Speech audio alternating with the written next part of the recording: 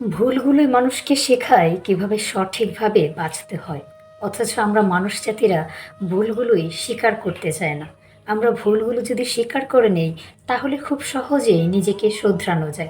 ধরেন একটা লোক চুরি করে, সে যদি চুরিটা বাদ দিয়ে দেয় নিজে থেকে, তাহলে কিন্তু সে ছোট একটা কাজ করে নিজের জীবনে উপার্জন করে তার ভুলটা শুধরে নিতে পারে।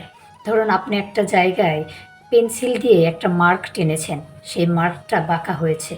এখন যদি সেটা আপনি মুছে ফেলেন, মুছে কিন্তু সুন্দর করে আবার সেটা টান দিয়ে ঠিক করা যাবে।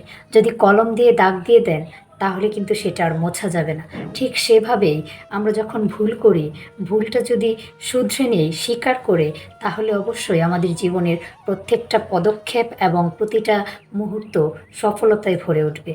আর যদি কলমের কালির মতো সেটা আমরা দাগ টেনে দেই, সেটা স্বীকার না করি, তাহলে কিন্তু সেটা আর আমাদের জীবনে কোনো সফলতা আনবে না। সেটা পেন্সিলের মতো রাবার দিয়ে মোছা যাবে না। সেটা কলমের কালি লেগে যাবে এবং সেটা আপনার জীবনকে ধ্বংসের পথে নিয়ে যাবে। তাই ভুল হলে স্বীকার করে ফেলুন এবং ক্ষমা চান, বা ভুল হলে সেটা মুছে পরিশুদ্ধভাবে স্বীকার করে ঠিক করে নিন। এতেই বরং মঙ্গল হবে।